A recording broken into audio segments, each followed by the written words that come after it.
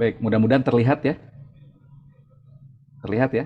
Eh, baik, materi matrikulasi kita sekarang ini adalah mengenai falsafah teknik industri dan saya sangat mengharapkan sekali Bapak dan Ibu untuk bisa memahami terutama yang mempunyai backgroundnya bukan TI ya, bukan teknik industri. Bagi yang eh, mahasiswa baru ya yang mengambil program fast track di sini kalau tidak salah ada 5 orang ya fast track S1 ke S2 mungkin masih ingat ya dengan teknik industri, pengantar teknik industri, tapi agak berbeda karena di sini akan ada beberapa pemahaman yang terkait dengan penelitian-penelitian TI. Karena biasanya mahasiswa kita ya, pada saat mungkin nanti Anda mulai masuk pada penelitian tesis, itu bingung, Pak, saya ini backgroundnya elektronik gitu, teknik elektro, atau saya backgroundnya teknik mesin. Nah, bagaimana saya akan membuat sebuah tesis yang rasanya, baunya, gitu ya, itu adalah TI gitu. Nah, mungkin dengan penjelasan selama 2 hari atau 2 kali pertemuan ini akan memberikan gambaran pada Anda semua ya. Baik. Eh, oh ya, jangan lupa nanti di follow ya Instagram MT Unpas ya, MTI Unpas gitu, MTI Unpas saja gitu, kecil semua dan email mungkin ini adalah websitenya. Website ini sudah terkena beberapa hack ya. Kemudian saya harus develop ulang lagi dari baru dan saya belum sempat. Terus terang saya belum sempat. Jadi ya itulah ya, cuci piring sendiri, bersih-bersih sendiri gitu ya. Masak sendiri gitu ya. Oke lah. Baik, ini ada email mti.pasca@unpas.acid dan saya akan upayakan Bapak Ibu sekalian akan mendapatkan email Unpas ACID ya. Karena Unpas ACID ini akan karena ini adalah merupakan eh, apa namanya kita sebut sebagai email resmi sehingga bisa memanfaatkan cloud-nya ya. Cloud-nya bisa sampai 1 tera ya, 1 tera. Disebutnya sih unlimited, tapi kayaknya sih 1 tera ya untuk Google Drive-nya. Karena kita sudah kerjasama dengan Google untuk penggunaan cloud ya dan juga email untuk mahasiswa. Nanti bisa didaftarkan saja atau nanti mungkin Bu Gina akan menguruskan masalah itu. Baik, apa yang kalian dapatkan misalkan di dalam hasil pembelajaran ini, tentu saja pertama akan memahami disiplin teknik industri yang terkait dengan cakupan keilmuan, kira-kira nanti bidang garapannya saja, dan profesinya apa. Nah ini terkait dengan profesi, saya lupa ya, mungkin hampir 8 tahun yang lalu itu ada yang, saya tahu beliau adalah salah satu staf logistik di ITB begitu ya. Kemudian mendaftarkan sebagai mahasiswa baru di MTI. Kemudian pada saat wawancara dan saya lihat ijazahnya adalah sarjana hukum. Jadi saya tolak, nggak bisa Pak. Tapi saya experience selama 15 tahun di logistik Pak, kata gitu. Betul Pak, tapi ijazahnya sarjana hukum. Jadi ada yang membedakan dengan strata 2 itu akademik gitu ya. Artinya yang menjadi sahihnya adalah ijazah. Jadi nggak lihat dari pengalaman ya. Kecuali kalau saya nggak tahu kalau misalkan ada magister terapan kah atau apa yang memang menerima asal dia sudah bekerja minimal 10 tahun misalnya di bidangnya mungkin boleh. Tapi kalau S1, S2, S3 ya itu adalah akademik. Jadi yang dilihat adalah ijazah. Nah, oleh karena itu karena TI merupakan bidang keteknikan, engineering, tentu saja seperti dari sastra ya. Sastra mesin masuk nggak? Enggak lah ya. Sastra itu nggak masuk ya. Kalau teknik mesin oke karena masih saudara dekat ya dengan TI. Hukum nggak bisa gitu karena mereka nggak belajar matematik gitu. Bagaimana bisa penurunan rumus ya matematik, formula matematik itu jadi nggak bisa. Termasuk juga belum pernah mendapatkan dasar engineering, misalnya fisika. Jadi nggak bisa juga gitu ya. Oke, kemudian akan juga nanti terkait dengan perkembangan pola pikir, karena kita harus memposisikan pola pikir kita adalah di disiplin TI, kemudian juga keilmuan dan keahlian, dan jenjang kurikulum pendidikan yang hari ini kita sesuaikan selalu dengan updating uh, zaman gitu ya, dan kondisi yang berkembang di industri. Jadi nggak mungkin kita masih mempelajari yang zaman dulu, itu hanya basic, tapi kemudian kita sudah langsung akselerasi untuk membekali mahasiswanya, TI terutama, untuk bisa tetap selaras sejalan dengan kondisi industri yang sudah maju. Ya termasuk seperti smart factory atau smart manufacture gitu ya, kemudian big data analysis dan yang lain. Nah, hal yang kedua ada yang perlu disampaikan adalah mengenai cara pikir sistemik terintegrasi. Inilah yang tidak dimiliki oleh bidang keilmuan lain. Jadi ciri khas dari TI itu atau teknik industri itu adalah cara berpikir sistemik terintegrasi. Dan metode ke teknik industrian adalah memecahkan permasalahan dalam sistem integral. Nah, nanti ini makin menarik ya, nanti saya akan sampaikan. Kemudian menanamkan sikap dan perilaku etikal dalam menjalankan profesi teknik industri. Jelas, jadi etika pun harus disampaikan, bagaimana kita memberikan satu sikap dan perilaku etikal dalam menjalankan profesi teknik industri, ditambah dengan wawasan keislaman dan budaya kepuasundanan, atau budaya Sunda ya, karena kita di Unpas begitu. Nah, ini mereka sudah disampaikan oleh Pak Direktur. Baik, harusnya sih lengkapnya seperti ini ya, sampai dengan kita membahas pendekatan global pengaruh informasi sampai penelitian dalam bidang teknik industri dan profesi etika dan best practice.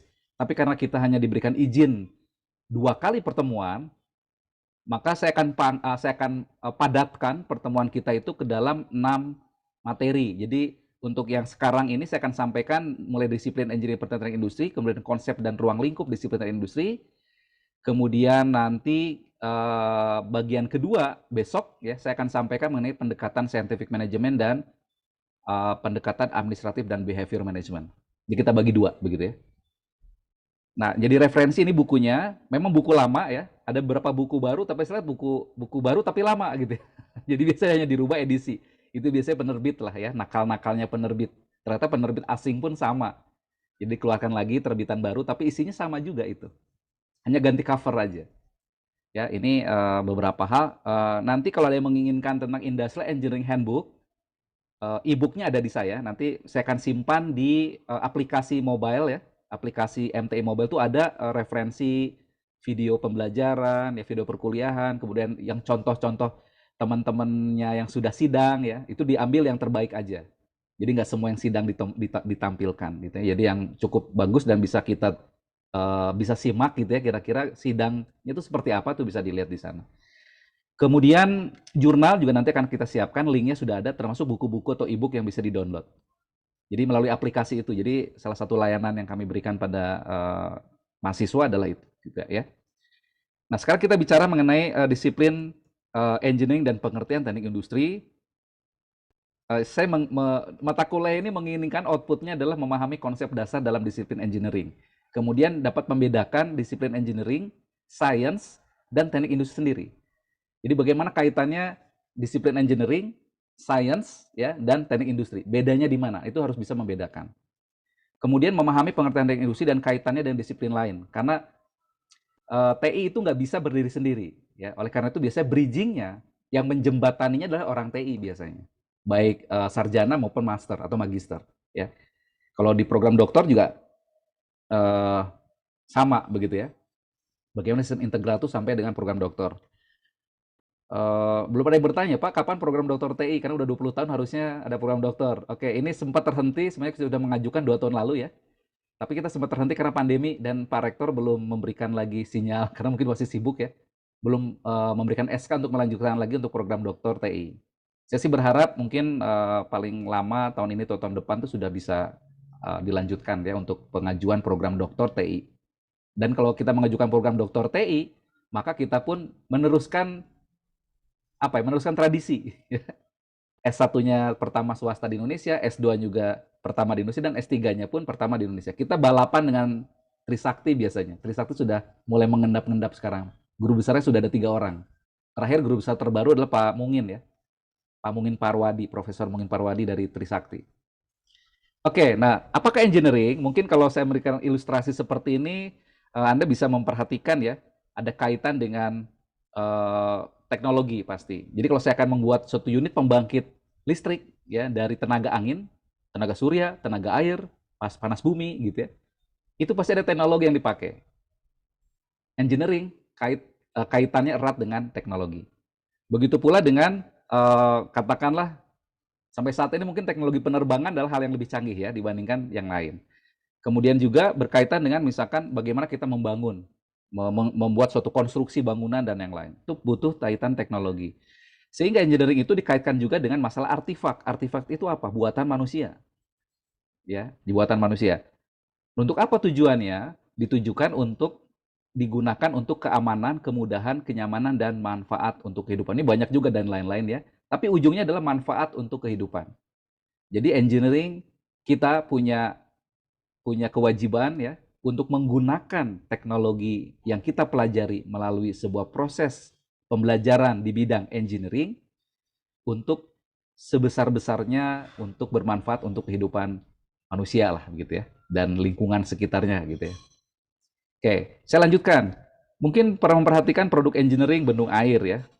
Nah, prinsip kerjanya kan ada reservoir, ada intake ya, masuk pada penstock gitu, masuk menjalankan turbin ya.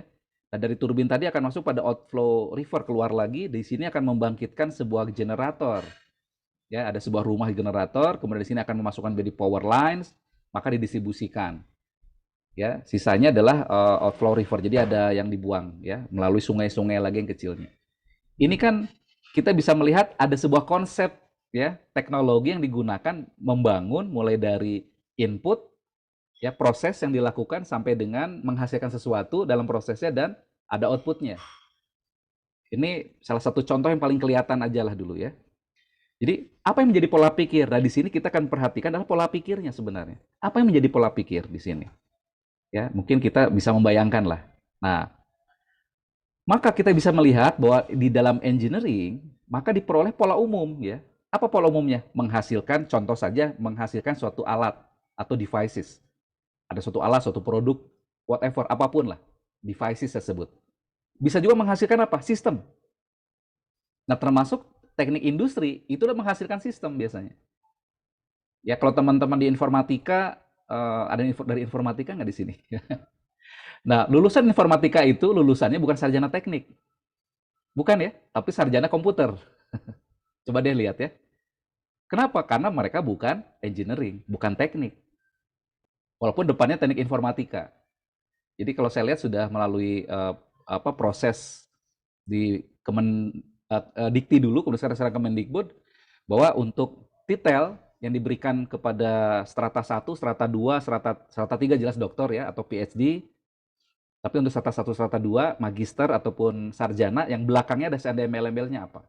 Sarjana komputer, sarjana informatika, sarjana teknik gitu ya, sarjana ekonomi, sarjana manajemen, SM sekarang ya, sarjana ekonomi dan seterusnya.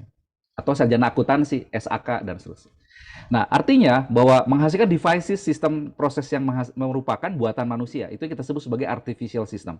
Nah, tentu saja pola umum kita menghasilkan ini adalah ditujukan untuk mendapatkan suatu manfaat tertentu, gitu ya. Nah, manfaat ini dari mana? Karena adanya kebutuhan. Kalau nggak ada needs, kalau nggak ada kebutuhan, kita nggak akan membuat sesuatu, gitu ya. Jadi harus ada kebutuhan tertentu, maka kita bisa menghasilkan satu device atau sistem atau proses dan ditujukan untuk suatu manfaat tertentu untuk memenuhi kebutuhan ini. Dan ini sifatnya relatif, bukan mutlak, sifatnya relatif.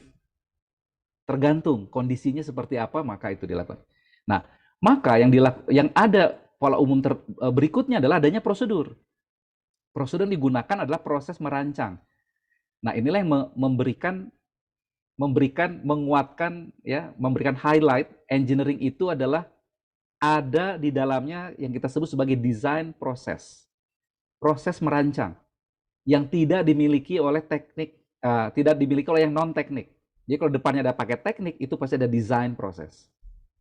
Ada proses merancang. Kemudian memanfaatkan bahan dan juga kekuatan alam. Ya, itu engineering kurang lebih ada sekitar 6 poin utama dalam pola umum engineering ya. Nah, sementara untuk definisi normal diambil dari dictionary, dari kamus Merriam-Webster, engineering itu adalah the application of science and mathematics gitu ya, by which the properties of matter and the sources of energy in nature are made useful to people. Jadi seperti saya sampaikan di awal tadi, bahwa inilah aplikasi atau implementasi dari pengetahuan dan matematika. Nah, ada pengetahuan dan matematika nih ya, atau secara ilmiah lah begitu ya. Ada aplikasi dari ilmiah ya, atau aplikasi secara ilmiah dan matematika begitu ya. Dan itu digunakan bersama-sama ya untuk menggunakan peralatan, bahan dan yang lain, dan juga menggunakan energi ya di alam, dan itu digunakan untuk setinggi-tingginya lah untuk kebutuhan atau keperluan dari manusia begitu. Ya kurang lebih sama saja juga. Nah, karena kita ada di engineering and technology, maka kurikulum teknik dimanapun di seluruh dunia itu mengacu kepada ABET, Accreditation Board of Engineering and Technology. Ya, jadi kurikulum kita pun mengacu kepada ABET ini. Dia mendefinisikan bahwa engineering itu adalah profesi, di mana adalah sebuah pengetahuan dengan matematika ya, dengan matematik dan pengetahuan alam ilmiah ya melalui sebuah kajian ya studi experience pengalaman gitu ya ataupun percobaan begitu dan dipraktekkan yang diaplikasikan melalui sebuah keputusan untuk membangun cara untuk menggunakan ya secara ekonomis gitu ya. Dari apa? Dari material atau bahan dan juga kekuatan dari alam untuk manfaatnya bagi dan kesejahteraan bagi masyarakat apa bagi manusia, umat manusia gitu ya.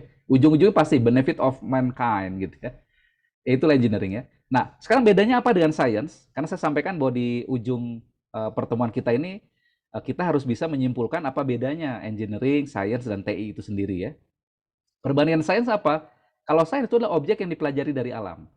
Angin, panas, tumbuhan, material. Ya. Dan mengapa dipelajari? Biasanya keinginan tahu. Dulu kan zamannya apa hukum gravitasi ya, hukum Newton misalkan begitu ya.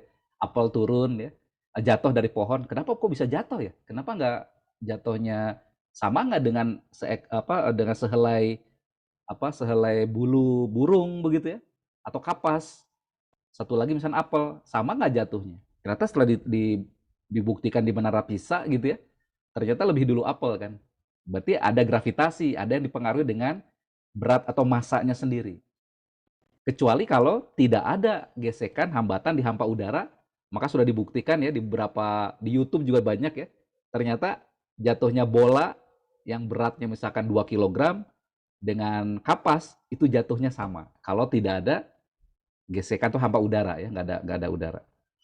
Oke, kemudian hasilnya apa dari sains itu? Hasilnya berupa hukum atau teori gravitasi, teori apakah diambil dari alam. Makanya keluarnya adalah hukum ya dan teori. Nah, kemudian sifatnya apa? Mutlak, nggak lagi sifatnya relatif seperti engineering. Sifatnya mutlak, absolut karena dia oleh alam yang menciptakan ataupun yang memberikan fenomena itu. Jadi absolut atau mutlak, nggak bisa dibantah begitu ya. Dibuktikan dan nggak bisa dibantah lagi. Nah, karakteristik sains itu memperbaiki, memperbaharui, menambah pengetahuan. Itu karakteristik sains ya. Nah, ini adalah kaitannya dengan dari mana kita melakukan memperbaiki, menambah pengetahuan dari melakukan riset, penelitian. Nah, dari riset penelitian ini itu akan masuk pada namanya metode ilmiah. Nah, ini nanti metode ilmiah ini melalui sebuah metodologi penelitian akan disampaikan oleh Pak Cevi nanti malam ya jam 7. Oke, nanti hari Sabtu kalau tidak salah ada perubahan jadwal ya, sudah saya sampaikan. Jadi kita mulai pukul saya jam 10. Karena kalau saya mulai jam 8 takutnya terlalu banyak lama jeda ya. Jadi kita mulai jam 10 sampai jam 12, nanti oleh Pak Asep Saiful Bahri jam 2 sampai jam 6, jam 2 sampai jam 4 dan jeda sore hari ya karena Pak Cevi baru bisa jam 7 malam lagi hari Sabtu. Jadi malam mingguan ya. Malam mingguan bersama Pak Cevi ya. Hari terakhir. Oke, nah jadi riset ini adalah dalam rangka upaya memperbaiki, memperbaharui, menambah pengetahuan melalui penelitian riset. Dan riset itu pakai apa? Nggak bisa penelitian itu dengan cara-cara yang tidak sesuai dengan kaidah. Maka ada metode ilmiah, scientific method.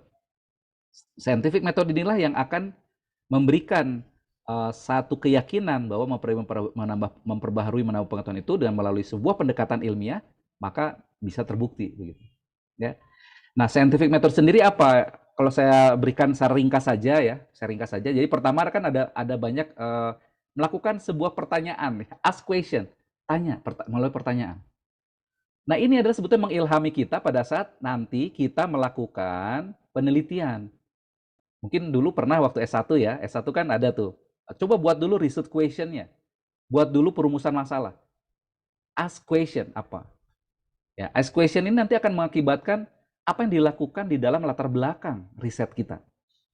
Berdasarkan dari pertanyaan-pertanyaan yang muncul tadi. Maka ada latar belakang apa kita melakukan penelitian tadi. Kemudian lakukanlah membuat sebuah konstruk hipotesis. Ya, hipotesis dugaan-dugaan kita bangun, kita bentuk itu, kemudian tes, ujilah hipotesis kita menggunakan percobaan. Ya, lakukan analisis hasilnya, kemudian konklusinya itu seperti apa? Draw conclusion-nya ada dua biasanya. Ada hypothesis is true dan ada juga bisa hypothesis adalah false atau sebagian benar. Sebagian benar, artinya sebagian benar, sebagian salah ya. Atau seluruhnya hipotesis adalah salah. Nah, itu akan menghasilkan report result, hasilnya dilaporkan. Nah, ini kalau misalkan terjadi false atau partially true, tidak mutlak begitu, maka kita akan masuk lagi ke construct hypothesis. Coba berpikir lagi. jangan-jangan dugaan kita salah. Dan ini adalah sebuah iteratif ya. Sehingga nanti hasilnya akan dilaporkan dan menjadi sebuah metode ilmiah untuk menghasilkan tadi saya sampaikan. Nah, bagaimana engineering? Nah, di dalam engineering kita menghasilkan alat, saya sampaikan tadi bahwa ada device, ada sistem, ya ada proses pendidikan kehidupan manusia. Maka ini adalah merupakan proses perancangan, desain. Jadi menghasilkan alat atau device atau sistem, proses kehidupan manusia adalah proses perancangan desain ini. Ya nggak? Kalau kita akan merancang sebuah alat, itu kan pasti ada proses perancangan ya, merancang dulu kan. Mungkin yang background teknik mesin ya, itu merancang sebuah alat gitu ya, device gitu untuk apapun lah. Itu pasti ada proses perancangan, ukurannya, dimensinya, strengthness-nya, kayak kalau misalkan dari material gitu, diuji dulu kekerasannya, materialnya misalkan, dan seterusnya, mekanismenya, dan seterusnya. Ya. Jadi ada proses perancangan. Nah, sehingga kalau tadi saya sampaikan dari pengertian proses perancangan menurut Abed, ya, sekali lagi pada ini, maka engineering design atau perancangan secara engineering atau perancangan secara teknik gitu ya, itu merupakan proses yang menentukan sebuah sistem, komponen, atau proses yang sesuai dengan kebutuhan yang diinginkan. Dan itu merupakan proses pengambilan keputusan. Ini saya berikan tanda warna merah ya. This is highlight itu important, penting ya. Jadi it is a decision making process. Walaupun dia akan iteratif. Jadi often iteratif. Jadi dia akan iteratif. Decision making process itu nggak sekali jadi, tapi dia ada iteratif ya. Collecting information ya. Informasi yang dikumpulkan, kemudian hasil seperti itu balik lagi sampai ada keputusan gitu ya. Nah, itu apa?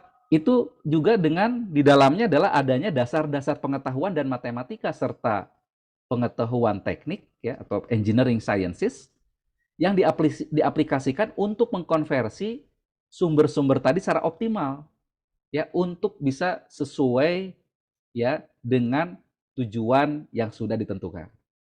Nah, di antara fundamental elemen atau elemen-elemen yang mendasar dari perancangan proses ya, proses perancangan itu adalah adanya tujuan dan kriteria, adanya sintesis, adanya analisis, adanya construction, konstruksi, pola pikir, kerangka berpikir, konstruksi. Makanya nanti kalau nanti penelitian tesis, saya nggak tahu mungkin waktu di S1 juga diminta oleh dosen pembimbingnya, coba buat dulu pola pikir. Kamu pola pikirnya kayak gimana? Dari mulai menentukan ada permasalahan gitu ya, sampai dengan menggunakan metode gitu. Sehingga metode itu diharapkan mampu menyelesaikan masalah yang kita sampaikan. Itu ada pola pikirnya atau kerangka berpikir. Itulah construction. Uji, testing ya dan juga evaluasi. Nah, itu adalah pengertian proses perancangan. Sehingga dari situlah kita bisa melihat bahwa proses perancangan itu terdiri dari identifikasi dulu kebutuhannya apa. Lakukan perumusan masalah, lakukan analisis, lakukan sintesis alternatif solusi ya, kira-kira mana saja menjadi alternatif solusi dari analisis ini, lakukan pengambilan keputusan, maka akan mendapatkan solusi dan lakukan implementasi. Jadi kita itu sampai implementasi, jadi nggak hanya sekedar usulan, enggak ya. Jadi proses perancangan itu sampai dengan bagaimana nanti how to implementing, bagaimana mengimplementasikan atau how to implemented gitu ya, bagaimana diimplementasikannya usulan kita ini. Jadi bukan lagi ada di dunia maya gitu ya, di dunia awang-awang nggak ada, dibumikan, diturunkan, harus bisa diimplementasikan, ya. Itulah proses perancangan. Dia nggak mungkin kita melakukan mendesain sesuatu tapi bisa nggak dibuat. Waduh nggak bisa, ini mah hanya hayalan semata, susah ya. Jadi kalau desain itu harus diwujudkan. Oke, nah sekarang saya jelaskan mengenai perkembangan disiplin engineering dan kaitannya dengan teknik industri. Jadi apakah di dalam TI itu di mana, di bagian mana TI itu, ya? Jadi kalau kita lihat yang paling tua itu kan civil engineering sebenarnya, betul ya? Teknik sipil. Teknik sipil itu karena berangkat dari military engineering, teknik militer. Teknik militer sudah ada sejak zaman dulu ya. Sebelum Masehi sudah ada sejak zaman Kekaisaran Romawi dan yang lain. Itu dari military engineering bagaimana mereka membangun jembatan, membangun bangunan benteng begitu ya, kastil dan segala macam itu mereka gunakan civil engineering.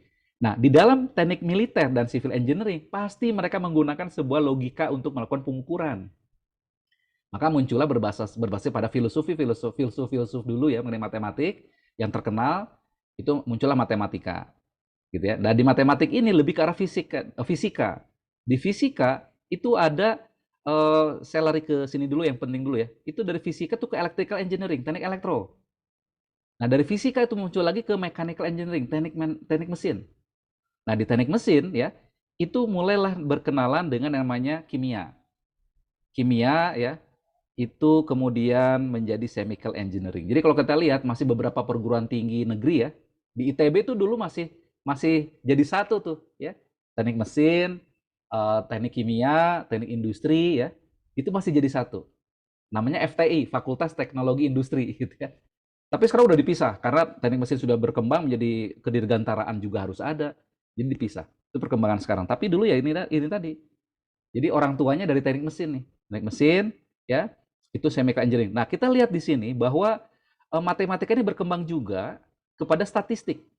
Nah, di statistika inilah kita bisa melihat ada yang namanya quality and reliability. Statistik tuh kalau kita misalkan kalau tidak salah ada di antara Bapak sekalian, saya lupa ya siapa yang mengambil usulan tesisnya nanti itu mengenai reliability atau maintenance maintenance gitu ya, pemeliharaan peralatan dan mesin di unit produksinya. Kalau nggak salah ada yang mengusulkan itu, saya lupa. Ada ya. Nah, itu berkaitan dengan di statistik. Jadi quality and reliability artinya apa?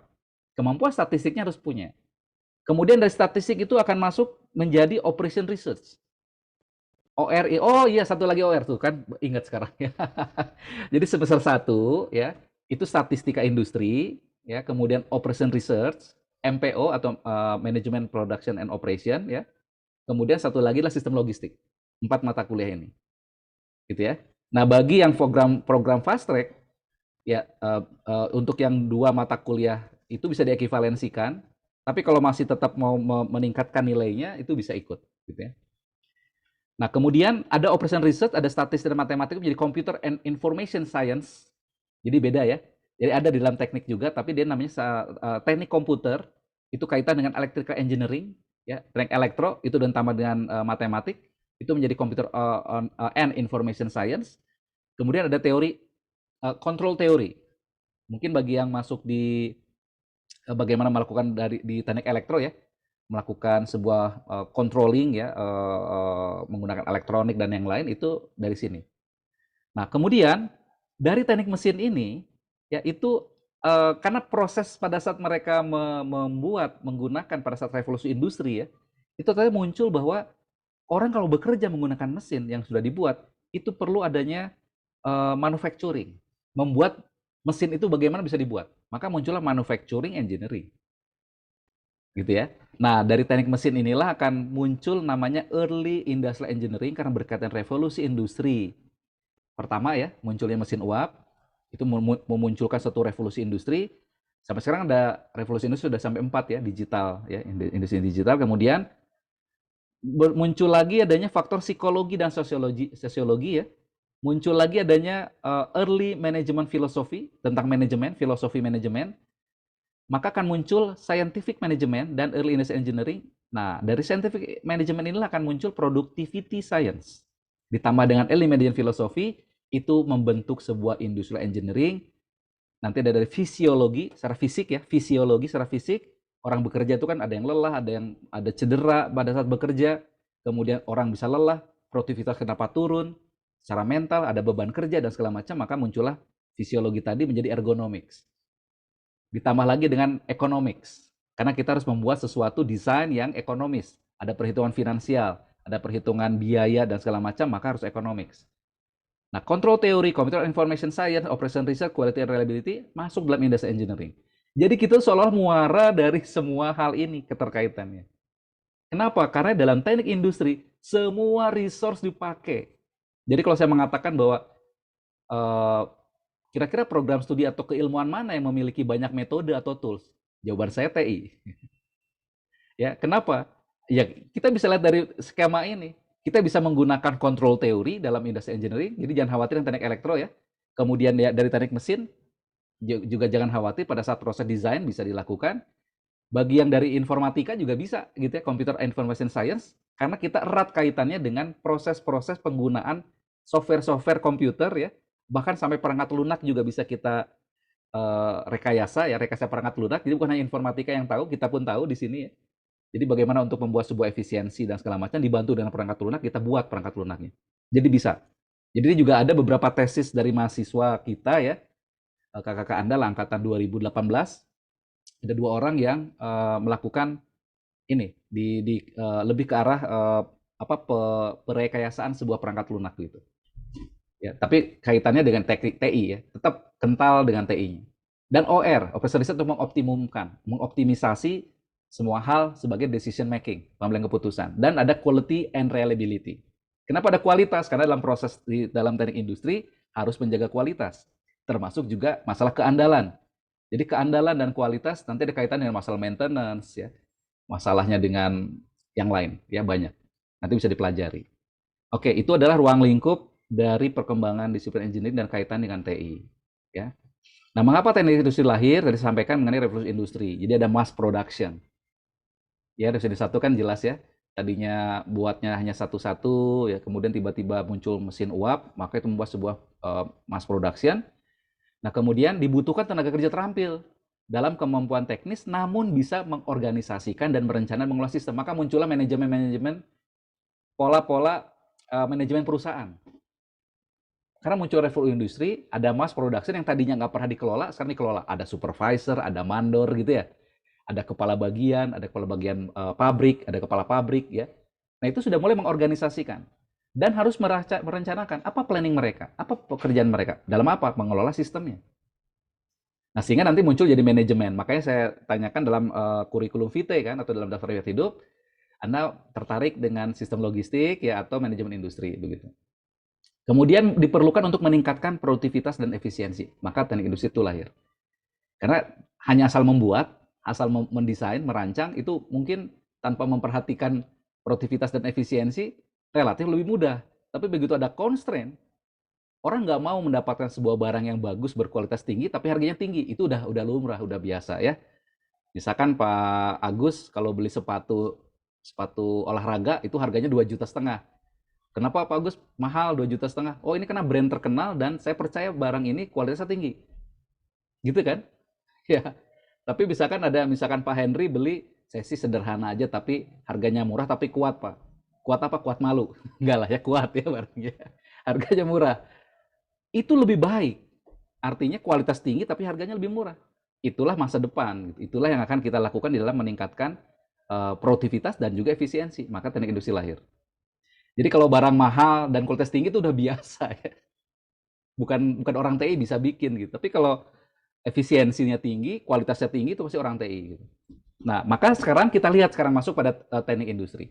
Di dalam teknik industri, ujungnya itu adalah sistem integral. Jadi, seperti sampaikan di awal bahwa akan ada yang namanya merancang, memperbaiki, memasang, ini harus menggunakan konsep-konsep matematik. Ya, nggak ada kita melakukan pengukuran, perancangan, ataupun proses itu nggak melalui sebuah mathematic formulation atau mathematical process. Ada matematika. Ada ilmu alam yang kita gunakan. Fisika kah atau apa yang lainnya. Kemudian bisa juga menggunakan ilmu sosial. Karena dalam proses kita dalam merancang, memperbaiki, dan memasang, itu ada proses kita berinteraksi dengan manusia, dengan orang. Orang itu ya social science.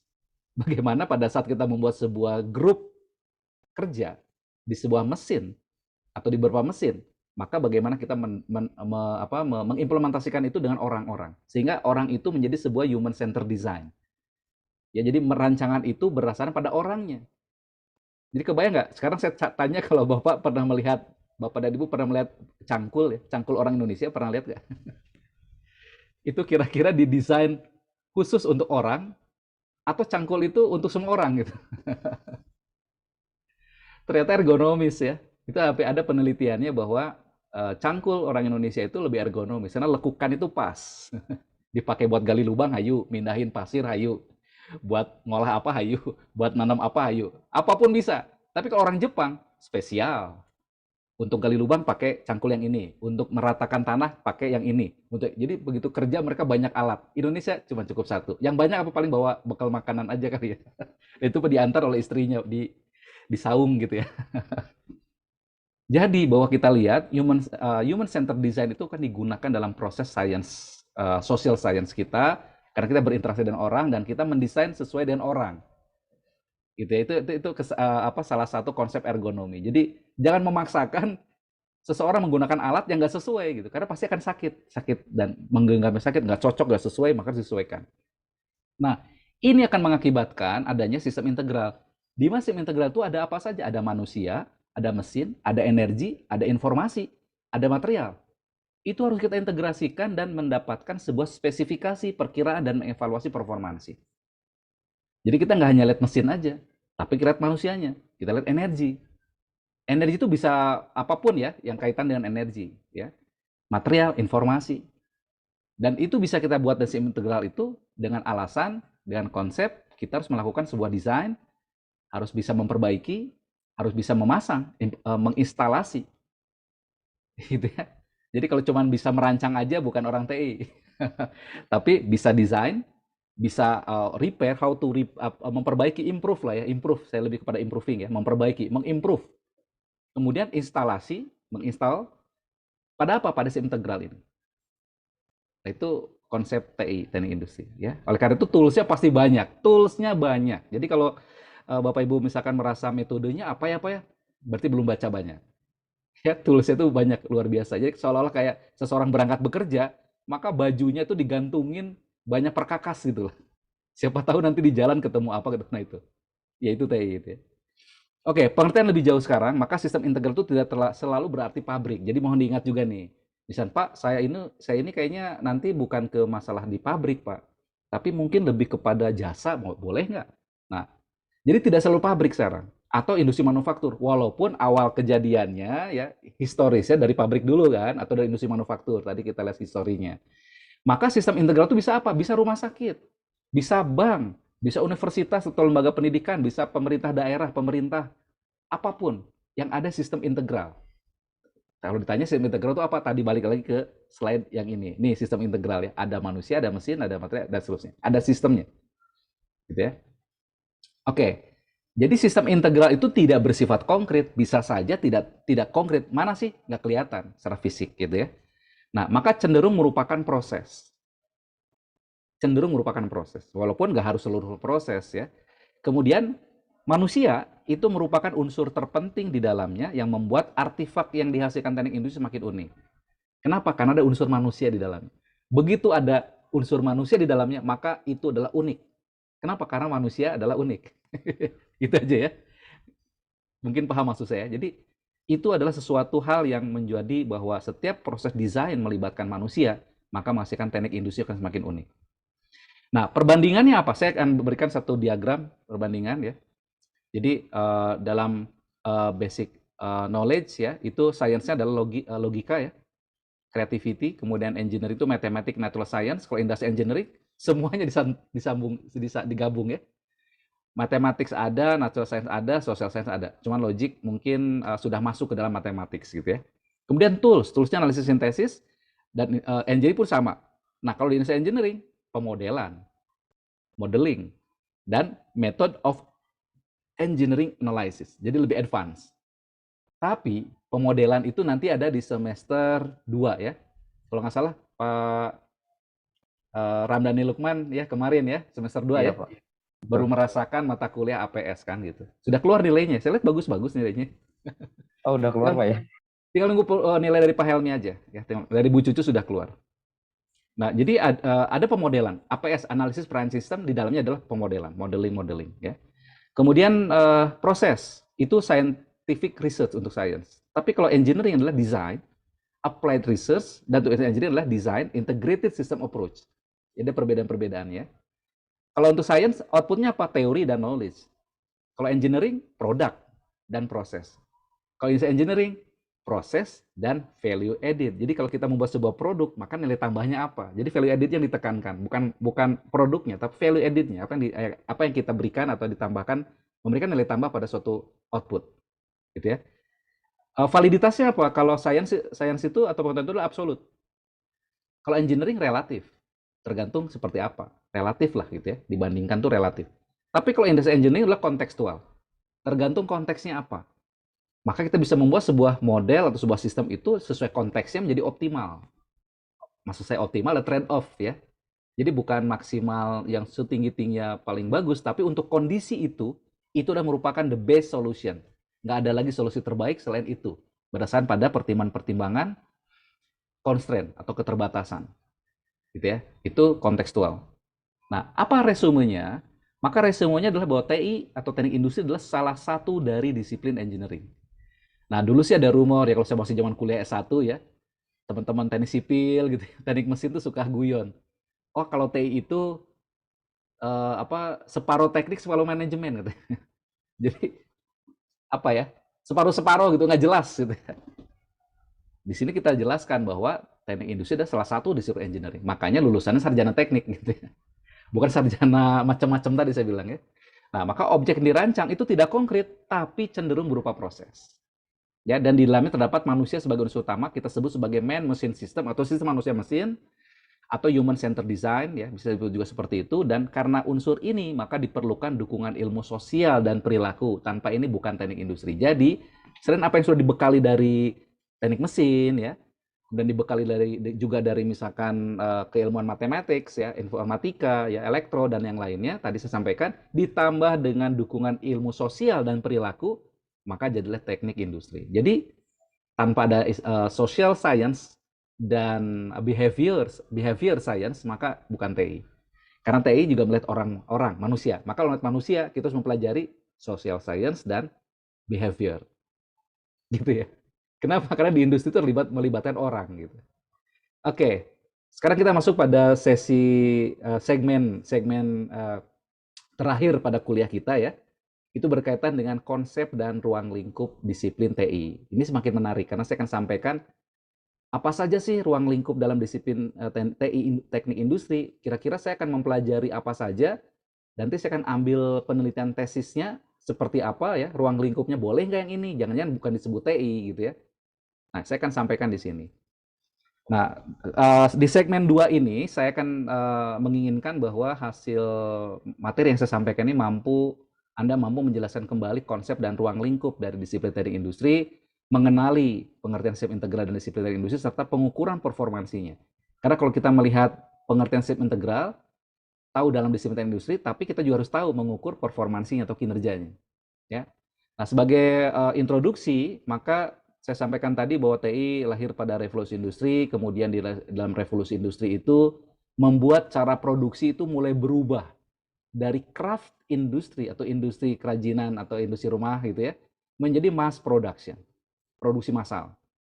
Kemudian persoalan merancang sistem manusia mesin, artinya bagaimana integrasi antara manusia dan mesin, dan mengelola agar mencapai target produksi, menjadi masalah yang tidak bisa diselesaikan disiplin engineering ada. Saat itu belum ada bagaimana memberikan solusi ya untuk bisa mencapai target produksi pada mass production revolusi industri itu. Kenapa? Karena ada orang di situ, ada manusia, ada juga mesin. Kadang-kadang pengorganisasian antara mesin dan orang itu tidak sesuai gitu, sehingga tidak terjadi target produksi diharapkan. Maka pertanyaan saya adalah apa konsep dan ruang lingkup disiplin TI? Nah, jawabannya ada di slide berikutnya ya. Jadi saya akan sampaikan dulu bahwa disiplin TI seperti yang di segmen 1 saya sampaikan adalah bahwa disiplin TI itu berkembang pada saat sebagai drive strength-nya atau kekuatan pendorongnya adalah teknologi mesin uap. Dulu James Watt ya. Bukan James Bond ya. James Watt ya. Oke, kemudian dari teknologi mesin uap itu menghasilkan produksi massal, skala ekonomis. Kemudian di sini ada konsep division of labor. Apa ini? Itu ada konsep bagaimana divisi dari tenaga kerja atau departemen kerja, departemen tenaga kerja. Kenapa ada orang di situ? Karena mass production, orang yang harus bekerja banyak, ribuan, maka harus ada divisi departemen terkait dan tenaga kerja. Orang yang ya maka muncul serikat pekerja dan yang lain ya. Nah, di sini contohnya adalah Adam Smith dan Charles Babbage, ya Babbage ya, Charles Babbage. Ini adalah dua orang terkenal yang memberikan konsep division of labor di industri. Kemudian ini kemasan apa? Sistem pengendalian manajemen. Jadi bagaimana cara mengelola di sebuah industri atau sebuah pabrik. Dulu itu pabrik ya, kalau sekarang mungkin di dunia industri. Sistem pengendalian manajemen. Kenapa? Karena ada konsep division of labor. Kita ada orang, bagaimana mengelola orang, maka ada konsep pengendalian manajemen. Kemudian mulai muncul konsep interchangeability part. bagaimana dulu itu menggunakan standarisasi parts. Jadi kalau dulu baut mur itu untuk mobil keluaran mana beda gitu ya. Yang ini beda tergantung siapa yang bikin gitu. Dulu ada konsep interchangeability part. Jadi ini bisa pakai ini loh, ini bisa pakai yang ini. Buat standar. Maka yang memberikan usul siapa? Eli Whitney. Nah, dia memunculkan apa? Sistem pembagian kerja. Jadinya bahwa interchangeability part itu dia akan membuat dengan sistem pembagian kerja mulai muncul yang namanya perakitan. Ya, assembly line, lintasan perakitan di rakit. Itu sudah mulai pembagian kerja. Dan ini merujuk pada apa? Sistem pabrik. Kalau kita buat perkembangannya, jadi pabrik. Ya, kalau di pabrik itu kan ada bagian produksi gitu ya. Ini ya, produksi massal skala ekonomis. Ada bagaimana mengendalikan secara manajemennya, perencanaan manajemennya, dan ada sistem pembagian kerja. Ya, ini bekerja sebagai apa, ini sebagai apa dan seterusnya. Oke. Nah, berikutnya apa? Maka dalam sistem pabrik ini, pertanyaan besarnya adalah bagaimana melakukan perencanaan. Nah, di dalam teknik industri, planning ini mungkin dimulai dengan mata kuliah MPO ya. Manajemen, produksi, dan operasi. Management, Production, and Operation. Ya, MPO. Itu yang ngajarnya Profesor Iman Sudirman, paruh pertama, paruh keduanya Bu Arum, ya, Bu Dr. Arum Sari. Jadi, mata kuliah kita itu akan diampu oleh 2 orang dosen setiap mata kuliahnya. Jadi, dosen yang pertama sampai bertugas sampai dengan UTS, nanti dosen kedua adalah bertugas dari setelah UTS ya, sampai ujian akhir. Nanti nilainya ada di-compile oleh prodi. Jadi dosen tidak akan memberikan nilai akhir. Dosen yang memberikan nilai akhir ABC nggak ada ya. Jadi kita menggunakan A minus ya, kemudian B plus, apalagi ya, B plus, B minus kayak gitu.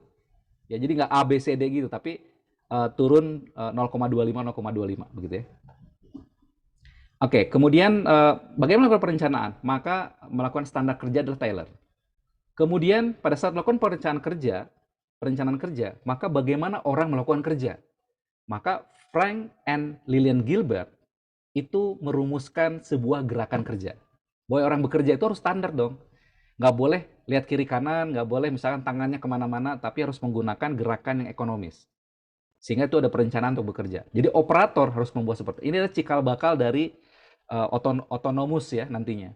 Atau misalkan membuat sebuah instrumen yang letaknya adalah sesuai dengan ergonomi dan gerakan kerja manusia. Kemudian di sini dari sini muncullah mengorganisasikan dan menggerakkan operasi. Maka muncullah town ya, di situ adalah manajemen aspek termasuk penggajian. Kemudian muncul GAN, dia pemilihan pekerja, bagaimana cara memilih pekerja, melakukan penjadwalan kerja. Maka mungkin pernah mendengar GAN chart ya. Chart kalau di manajemen project itu ada chart ya, itu namanya GAN chart. Nah ini ya, dia yang membuat penjadwalan kerja. Jadi awalnya itu dari GAN ini gitu ya. Kemudian bagaimana melakukan perencanaan, itu ada efisiensi. Perencanaan dimanapun harus melalui efisiensi. Jadi zaman dulu saja sudah digembar-gemborkan efisiensi. Bukan zaman sekarang atau BUMN bersinergi sekarang ya, harus efisiensi. Dari dulu udah harus efisiensi. Economic scale dan semuanya harus lebih murah begitu. Nah efisiensi maka meningkatkan produktivitas. Dari sinilah akan memunculkan disiplin teknik industri. Jadi dulu ya, kalau di sarjana-sarjana itu selalu disebut sebagai sarjana efektif dan efisien. Kalau magisternya ya sama juga gitu, magister efektif dan efisien. Kenapa? Harus efisien dan juga produktivitasnya harus tinggi. Yaitu disiplin teknik industri. Oke, jadi tadi sudah sampaikan bagaimana latar belakangnya, sekarang definisinya. Definisinya itu sebetulnya adalah industrial engineering is concerned with the design improvement. Nah ini yang saya garis bawahi ya. Jadi dia sangat concern pada perbaikan rancangan. Perbaikan rancangan. Dan instalasi, ya, menginstalasi, memasang begitu, dari sistem integral atau sistem yang terintegrasi dari siapa? Dari orang, material, informasi, peralatan, dan energi, gitu ya. Nah itu akan menggambarkan ya pengetahuan yang spesial, terspesialisasi dan juga kemampuan di dalam apa? Matematika, fisika, social sciences bersama-sama, secara bersama-sama. Jadi kalau misalnya ada yang ijazahnya sarjana hukum atau sastra mesin, sastra maksud saya, di keseninya itu nggak bisa. Karena bagaimana mereka mengetahui secara bersama-sama tentang matematika, fisika gitu, dan secara ilmu sosial. bersama-sama untuk bisa menggunakan prinsip dan metode engineering, analisis engineering, dan merancang secara spesifikasi, memprediksi, memperkirakan, dan mengevaluasi dari hasil ya dari sebuah sistem. Begitu kurang lebih ya. Jadi ini adalah sudah mengartikan apa yang kita pelajari sebetulnya dari definisi ini. Karena dari definisi inilah kenapa kita harus mempelajari mata kuliah itu, mempelajari mata kuliah ini untuk level S2, kenapa harus mempelajari ini dan ini gitu ya. Apalagi di S2 ini kita membagi ke dalam dua konsentrasi ya. Konsentrasi sistem logistik dan konsentrasi manajemen industri. Jadi untuk yang sistem logistik nanti yang lebih khas ya. Nah, kurikulum kita memang didesain akhirnya setelah 4 tahun terakhir. Jadi semua berbeda dengan di ITB ya. Kalau di ITB itu sejak awal itu sudah dipisah konsentrasinya. Jadi mata kuliah yang diambil itu beda. Tapi kalau untuk di teknik industri Unpas, dan ini juga ditiru oleh perguruan tinggi lain ya, kurikulum kita memberikan semuanya mata kuliah yang sama. Sama. Hanya perbedaannya adalah pada saat konsentrasi sistem logistik adalah di tesis. Ya, yang kedua adalah manajemen industri, maka manajemen industri adalah di tesis. Jadi kalau Bapak-bapak dan Ibu adalah mengambil tesisnya tentang kaitannya dengan manajemen industri, tidak ada SIM logistik, maka konsentrasinya harus manajemen industri. Jadi nggak boleh misalkan, Pak, saya ngambil konsentrasi SIM logistik. Tapi tesisnya, judulnya, topiknya, kerangka berpikir segala macamnya adalah manajemen industri. Misalkan pemeliharaan, peningkatan misalkan atau model pengembangan maintenance peralatan produksi ya. Misalkan gitu ya. Di mana begitu, di lantai produksi mana begitu. Itu bukan sistem logistik gitu ya. Itu manajemen industri. Intinya bagaimana meningkatkan kinerja suatu sistem. Sistemnya di mana? Sistem di manajemen, sistem di pabrik kah atau di mana? Tapi kalau logistik jelas. Kalau logistik misalkan model pengembangan relokasi alokasi sistem distribusi gitu. Nah, itu udah jelas gitu ya. Relokasi alokasi distribusi produk X gitu kan dengan mempertimbangkan time windows gitu. Nah, itu udah jelas sistem logistik. Jadi pasti ngambil konsentrasi sistem logistik. Jadi itu gitu ya yang jadi pertimbangan dari sekarang Bapak dan Ibu bisa mengingat ataupun memperhatikan bahwa nanti ke depannya saya akan ngambil tesisnya apa, maka konsentrasinya harus sesuai. Karena konsentrasi itu akan melekat di ijazah ya. Ijazah. Jadi ijazah nanti konsentrasi misalnya magister teknik industri ya, magister teknik industri konsentrasi atau bidang sistem logistik. Itu tertera di ijazah. Oke. Nah, esensi dari pengertiannya secara definisi, maka kita bisa melihat satu adalah tujuan, objek. Apa kompetensinya, apa pengetahuannya, dan apa keterampilan. Nah, objek rancangan itu yang kita sebut sebagai sistem terintegrasi atau integrated system itu adalah, kita lihat dulu ada orang. Nah, orang itu harus ditambahkan, diintegrasikan dengan apa? Dengan equipment, dengan peralatan. Peralatan itu equipment atau mesin apapun ya. Ditambah dengan material, bahan baku ya, raw material, apapun lah material pokoknya. Dan informasi tambah energi. Itu sistem terintegrasi. Itu objek desain kita. Jadi kalau Bapak Ibu nanti tertarik pada suatu penelitian di dalam tesis, maka objek rancangannya itu bisa sistem terintegrasi. Harus melibatkan ada orangnya, ada nggak? Ada equipment, peralatan, ada informasi, ada energi, atau ada apa? Jadi harus melibatkan sistem integral. Kemudian kompetensi TI apa? Termasuk di Magister TI ya, di S2 TI itu adalah kita harus mampu merancang, memperbaiki, dan memasang sistem terintegrasi, dan di dalamnya adalah melakukan menspesifikasikan, mampu memprediksi, dan mampu mengevaluasi. Inilah yang kita sebut sebagai performansinya, kinerjanya. Nanti di kinerja diukur dari apa? Dari efisiensi. Dari berapa produktivitasnya, dan bagaimana kualitasnya. Nah, ini nanti jadi kalau bahan di penelitian itu adalah kalau kita mau mengukur sebuah hasil penelitian kita itu yang sistem integral, apapun yang mau sistem logistik maupun manajemen industri, maka kinerjanya itu kurang lebih secara umum adalah kita bisa mampu melakukan spesifikasi, memprediksi, mengevaluasi, dan kinerja yang kita ukur adalah berkaitan dengan masalah efisiensi. Jadi misalkan minimum cost, gitu ya, biaya yang paling minimum, itu efisiensi. Productivity, berarti bagaimana kita mendapatkan manfaat produktivitas makin tinggi atau makin naik. Apapun, misalkan total waktu atau waktu siklusnya menjadi lebih singkat. Atau total output, misalkan produksi sebuah produksi perakitan kendaraan, misalnya otomotif, itu yang biasanya 1 jam itu menghasilkan sekian, itu bisa menghasilkan sekian. Jadi outputnya makin naik. Atau produk atau barang atau apapun yang tadinya per satu siklus yang menghasilkan 10 unit, sekarang menjadi 20 unit. Maka produktivitas. Gitu ya. Yang ketiga yang tidak boleh dilupakan adalah kualitas. Bagaimana kita bisa melihat kinerja dari sisi kualitas. Misalkan nggak ada barang yang cacat, defeknya rendah, kemudian tidak ada mesin-mesin yang fail, karena melakukan proses maintenance yang kualitasnya juga harus diperhatikan.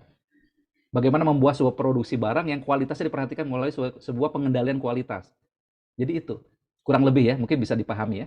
Jadi kinerjanya itu bisa dilihat dari 3 hal secara umum, efisiensi, nanti Bapak Ibu bisa lakukan derivasi dari itu ya. Efisiensi kaitan dengan scale, economic scale ya, bisa biaya, bisa uang, bisa apapun lah berkaitan dengan finance ya. Berkaitan dengan uang, finansial. Ketiga, produktivitas tadi. Output yang dilihat, makin banyak, menghasilkan makin bagus. Dan kualitas. Oke, nah sekarang kita lanjutkan bagaimana pengetahuan matematika, fisika, dan ilmu sosial. Itu menjadi suatu keterampilan menjadi metode analisis engineering.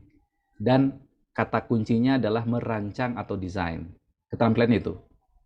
Jadi pengetahuan digunakan apa? Matematika, fisika, ilmu sosial. Di TI itu. Ya. Kemudian keterampilannya apa? Metode analisis engineering dan merancang, mendesain. 2 hal itu menjadi keterampilan baik S1 maupun S2. Kalau S1 kan sampai level 5 atau 6 ya. Tapi kalau S2 tuh levelnya 7. Jadi artinya Bapak Ibu jangan mau disamakan dengan level S1. Ya. Contoh, yang paling kelihatan di mana? Di tesis, Pak. Itu judul tesis ini. Pak, ini judul tesis anak S1. Dia harus sampai dengan implementasi menggunakan satu saja tools, metode. Itu S1. Skripsi atau tugas akhir. Tesis itu minimal melakukan comparison 2 metode dan melakukan improvement. Itu. Jadi kalau hanya implementasi, ngambil metode implementasi itu adalah S1. Mungkin nanti Pak Cevi akan menjelaskan mengenai metode penelitian ya. Tapi dari sini kelihatan bahwa yang dilakukan adalah metode analisis engineering dan merancang. Nah, performansi yang saya sampaikan adalah hasil rancangan maupun perbaikan sistem integral yang diukur dengan apa? Dengan 1, efektivitas. Seberapa jauh sistem itu dapat menghasilkan output yang diharapkan. Itu produktivitas. Kemudian efisiensi. Seberapa besar sumber daya digunakan untuk mencapai output. Jadi minimum cost. Ya. Minimizing cost. Jadi seberapa besar sumber daya digunakan untuk mencapai output dan efisien. Dan produktivitas di jumlah output yang dihasilkan per unit inputnya. Berkaitan dengan efektivitas dan efisiensi, maka yang dilihat adalah efektivitas yang berikut. Itu adalah pengukuran kinerja. Ya, kinerja yang kita dapatkan. Yang berikutnya adalah berkaitan dengan kualitas. Ini adalah ukuran pencapaian pemenuhan kebutuhan pelanggan, customer. Jadi kalau kita bicara masalah kualitas, maka kita bicara masalah keinginan dari customer. Customer itu bisa inner customer ya, customer internal. Juga end customer. Jadi customer itu siapa yang kita layani nih? Gitu ya. Kalau unit lain ya itu yang kita layani sebagai customer. Jadi kalau dia minta misalkan tolong dong barang produk yang dihasilkan dari dari perencanaan PPIC, perencanaannya benar supaya di bagian produksi proses mereka membuat produk di lantai produksi adalah benar. Ya misalkan MPS-nya benar, master production schedule-nya sesuai dengan apa yang diinginkan di teman-teman di PPIC gitu kan dan seterusnya. Jadi kualitasnya juga harus mencapai pemenuhan kebutuhan pelanggan. Kemudian sistem terintegrasi itu dikaitkan dengan tidak boros, gitu ya. Tidak boros apa saja? Ya waktunya, mesinnya, materialnya, orang atau uang. Efisiensi harus tinggi. Inputnya itu. Kemudian outputnya adalah sesuai kebutuhan. Sesuai kebutuhan apa? High quality. Nah, ini adalah yang saya sampaikan ilustrasi tadi di awal. Mungkinkah kita membuat suatu produk atau kebutuhan oleh customer, apapun, high quality, tapi efisiensi tinggi? Wah, nggak mungkin. Kalau nggak mungkin, bukan orang TI berarti. Tapi kalau ini adalah filosofi yang harus kita gunakan untuk mencapai apa kebutuhan yang sesuai kebutuhan high quality, tapi penggunaan sumber dayanya adalah efisien. Kalau kita mendapatkan seperti ini, maka menjadi pemenang. Industri manapun yang menggunakan konsep ini menjadi winner, ya, atau champion in the world, di dunia, ya. Di akhirat beda lagi ya, Pak Henry ya. Kalau di akhirat beda lagi ya. Jadi dunia seperti ini. Barang siapa yang mampu menjual barang dengan harga murah tapi kualitas tinggi, laku nggak? Laku pasti. Orang mau kok yang pengen ngantri gitu. Ya, nah ini. Jadi kita konsepnya seperti ini. Maka produktivitas akan tinggi. Ini konsep logikanya gitu ya. Jadi tidak boros ya, tapi sesuai kebutuhan high quality-nya, output-nya itu besar, intake-nya adalah efisien. Maka output dibagi input, hasilnya pasti tinggi. Maka produktivitasnya pasti tinggi gitu ya. Oke, nah ini yang kita sebut sebagai kompetitif, persaingan. Di dunia persaingan manapun, kalau kita mempunyai produktivitas tinggi dengan high quality, pasti menang. Saya pakai pasti menang gitu ya. Oh, Garuda di dadaku ya. Oke. Baik, konsep sistem integral berikutnya adalah saya sampaikan mengenai, ini sudah mulai menarik, sudah mulai mengerucut ya. Mungkin ada beberapa bagian-bagian atau bidang-bidang yang mungkin Bapak dan Ibu bisa lihat. Jika sistem integral dilihat sebagai sistem manufaktur, maka dapat dibedakan menjadi, ini kalau saya bicara sistem manufaktur, jadi misalkan begini, Pak, saya akan ngambil bidangnya itu sistem manufaktur, bukan services area, bukan planning, bukan manajemen gitu ya, tapi sistem manufaktur, hard gitu. Maka yang bisa kita bedakan adalah menjadi human activity system, sistem aktivitas manusia, dan sistem pengendalian manajemen. Ada dua, human activity system dan manajemen control system.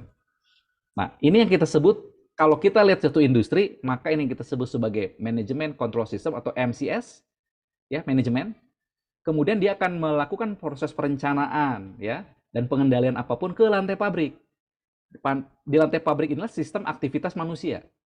Jadi ada yang namanya HAS ini ya. Jadi sini ada bahan baku atau komponen masuk, lantai pabrik jadilah produk jadi. Kurang lebih seperti itu. Nah, ini posisinya. Gitu ya. Jadi ada dua. Sekali lagi, konsep sistem integral itu ada bedakan, dilihat dari sistem manufaktur. Sistem manufaktur itu ada di pabrik ya. Itu ada human activity system, khas di sini, di lantai pabrik. Dan satu lagi manajemen control system ada di manajemen. Di kantornya lah gitu ya. Di perencanaan. Oke, sekarang kita lihat. Di human activity system, di lantai produksi, apa saja yang bisa kita kaji? Pertama, proses manufacturing proses. Kemudian material and all other resources, berkaitan dengan masalah bahan, pemilihan material, atau all other resources apapun, pemilihan energi, ya, atau melakukan apapun lah, ya, informasi yang cocok, yang tepat, material yang cocok, yang tepat, apapun terkait dengan ini, terkait dengan resources. Kemudian apalagi? Machines and equipment. Contoh, mesin apa yang harus saya desain, atau mesin apa yang cocok atau yang tepat dalam proses itu, atau equipment apa yang harus saya desain supaya bisa produktivitas naik. Oh, saya perlu mendesain jig and fixtures-nya. Jig and fixtures-nya itu saya akan tempatkan seperti apa, maka saya desain. Maka dia mampu melakukan pencekaman pada benda kerja, misalkan. Itu masuk dalam mesin and equipment. Jadi biasa disukai kalau misalnya dari teman-teman dari teknik mesin ya. Itu masih TI gitu ya. Kemudian methods by which workers perform tasks. Jadi metode-metode yang digunakan untuk bagaimana si pekerja operator itu bisa dinilai, diukur dari sisi performanya, kinerja dia melakukan tugasnya. Ya, methods by which workers perform tasks. Kemudian layout of facilities. Jadi kalau Pak, saya tertarik dengan tata letak fasilitas dan spesifikasi dari aliran material, layout, facility layout, itu masuk dalam human activity system di lantai produksi. Ya. Kemudian material handling equipment and procedures. Kita misalnya mendesain peralatan material handling apa yang kira-kira tepat dan prosedurnya seperti apa supaya total cost material handlingnya adalah rendah di pabrik itu. Kemudian apalagi workplace design, merancang tempat kerja. Nah, bagi yang suka desain pabrik ya, itu bisa melakukan workplace design. Misalkan layoutnya ini mesin ini ditempatkan di sebelah sana, ini sebelah sini. Kemudian tempat untuk locker dan lain di sini. Pintunya harus di sebelah sana, ini di sebelah sini. Itu workplace design. Termasuk perkantoran ya. Kok Pak mirip-mirip arsitektur? Iya, karena ini workplace design. Ya. Dan bahkan kita belajar sampai di sana. Kemudian storage space size and location. Jadi ukuran untuk penyimpanan atau gudang dan lokasi gudang, lokasi penyimpanan itu masuk. Data recording procedure for management reporting, termasuk prosedur untuk merekam data. Informasi ini, database system, DBMS, database management system for management reporting. Itu masuk. Jadi ada sistem informasi di sini. Kemudian prosedur for maintenance and housekeeping, termasuk juga bagaimana melakukan pemeliharaan perawatan mesin, peralatan atau apapun dan masuk pada housekeeping. ya pemeliharaan proses membersihkan alat dan segala macam. Dan safety procedures K3. Ya prosedur-prosedur yang dibuat di K3 ini. Nah, sekarang itu human activity system ya. Nah, sekarang kita lihat dengan manajemen control system. Areanya apa saja yang nanti di dalam bagian ini Bapak dan Ibu bisa ngambil, oh saya ngambil ini nih kayaknya Pak. Oke, dalam manajemen control system itu adalah manajemen planning system, sistem perencanaan manajemen. Ya, itu nanti di mata kuliah MPO tuh, ya oleh Prof. Iman Sudirman. Kemudian forecasting prosedur untuk melakukan forecast. Kemudian budgeting economic analysis. Nah, untuk analisis ekonomi dan budgeting, nanti kita rangkum dalam analisis finansial, nanti jam berapa? Jam 4 ya, bersama Pak Asep Sepul Bahri. Ya, matrikulasi ini masuknya. Kemudian wage and salary plans. Berapa upah, ya, tarif pengupahan tuh bisa masuk di sini. Kemudian ini pakai C ya, incentive plans and other employee relation system. Jadi sistem relasi bagaimana hubungan antara pekerja ya dan yang lain. Itu masuk pada sosiologi industri biasanya.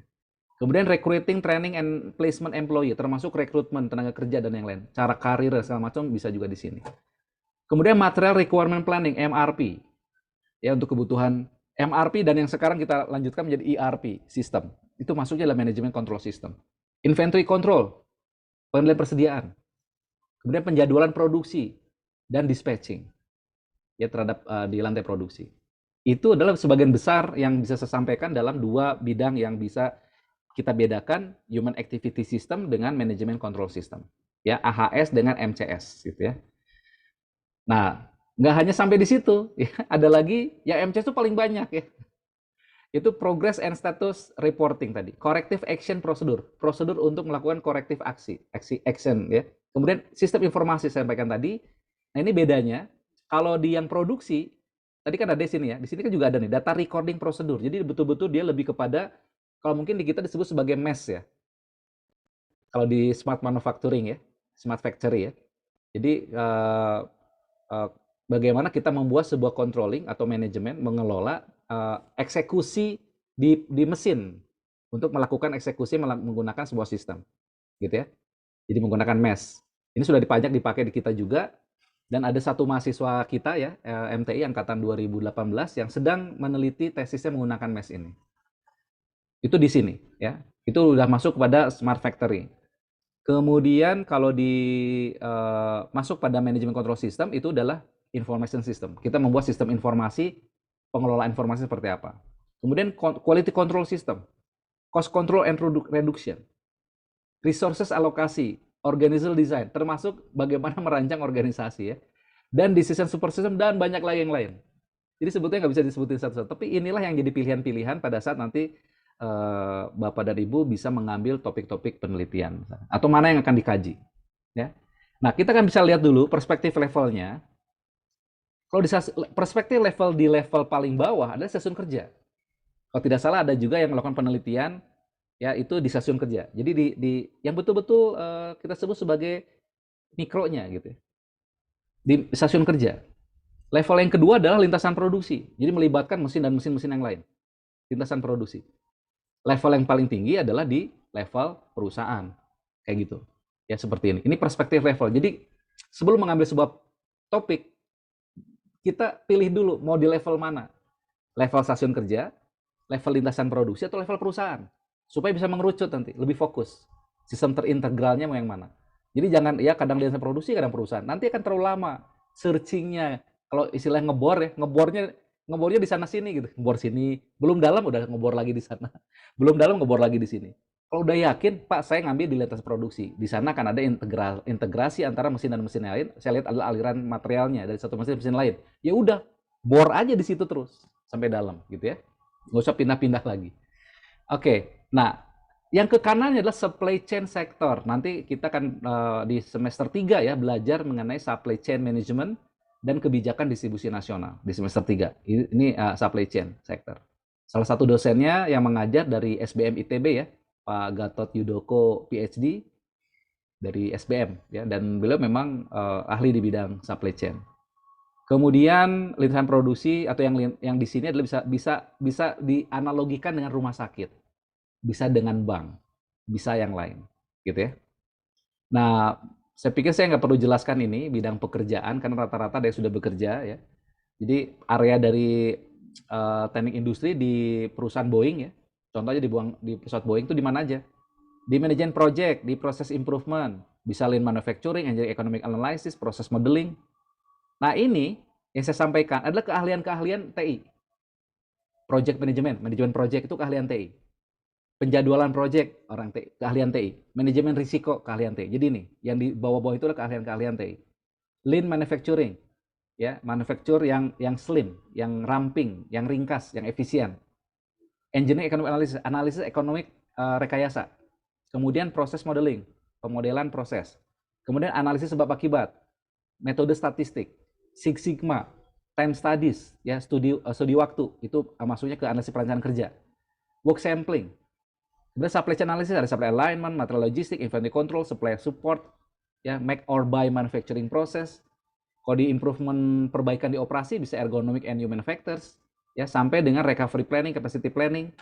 Di integrated system bisa value stream analysis, facilities layout, product system design, system thinking, ya. Di direct support to production, dukungan terhadap produksi apa? Production scheduling, theory of constraint, ya. Budget and forecast, crew empowerment, defect analysis, benchmarking analysis. Jadi ini adalah keahlian-keahlian yang nantinya ada beberapa mata kuliah, jadi beberapa mata kuliah jadinya, ya.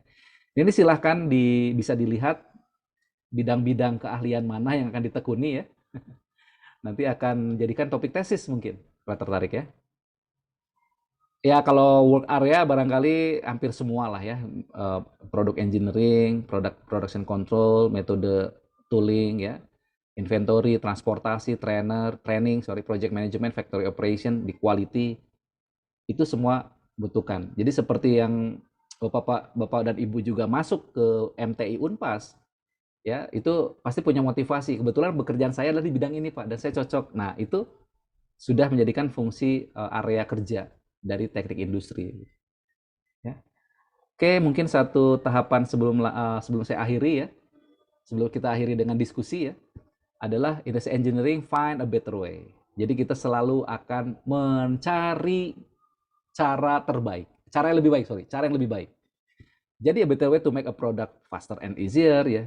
Cara yang lebih baik untuk membuat produk lebih cepat dan lebih mudah, kemudian lebih aman ya, kemudian lebih memiliki biaya yang lebih murah gitu ya, dan juga bisa menjelaskan menganalisis untuk mencari cara yang lebih baik ya untuk menyelesaikan permasalahan. Jadi hari ini lebih baik dari kemarin dan hari esok harus lebih baik dari hari sekarang. Itu adalah konsep TI, find a better way, not the best way.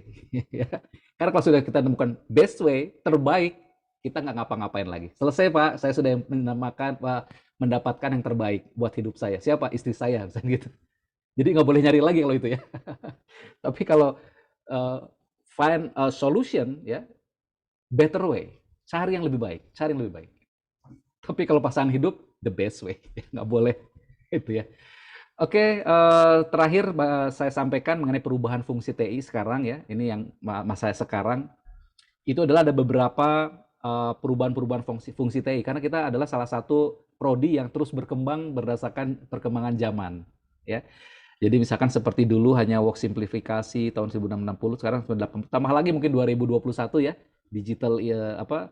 Digital atau revolusi industri 4 itu memungkinkan kita juga mempelajari big data analysis, analisis data dengan data besar ya. Termasuk juga kita belajar artificial intelligence atau kecerdasan buatan ya dalam pengambilan keputusan, itu sudah dipelajari sekarang. Bukan hanya sekarang ya, tapi udah 10 tahun lalu atau mungkin 15 tahun yang lalu lah. Ya inilah era tahun 80-an ya, sudah kita buatkan dalam bentuk artificial intelligence, kemudian neural network ya, analisis dan yang lain sudah kita pelajari bahwa kita harus mendapatkan sesuatu yang lebih baik ya. Kemudian perubahan fungsi yang berikutnya di total manpower ya juga sama, itu sudah masuk pada strategic planning, manajemen control dan operation control makin besar ya, makin naik lah. Nah, sebagai penutup bahwa perkembangan teknologi informasi terakhir sekarang digital adalah membawa dampak fase perkembangan disiplin teknik industri. Jadi area penerapan juga semakin luas ya, seperti yang terjadi pada saat ini. Makanya untuk teknologi informasi menjadi salah satu hal yang mungkin jadi penting dalam revolusi industri 4. Gitu ya. Dan nih berdampak berkembangnya smart factory yang sekarang ini. Baik, Bapak Ibu, itu adalah akhir dari saya menjelaskan materi yang saya sampaikan dalam waktu mungkin kurang lebih 1,5 jam ya. Untuk berikutnya saya akan buka sesi tanya jawab atau diskusi. Silahkan kalau ada yang mau bertanya ya. Silahkan. Saya close dulu ya. Baik, silakan kalau ada yang mau menyampaikan sesuatu, bertanya apapun ya. Mungkin di luar konteks materi boleh ya. Silakan. Kita masih punya waktu sekitar ya 3:15 lah ya kita selesai ya. Silakan. 9 menit lagi lah. Silakan. Kalau ada yang mau ditanyakan silakan ya.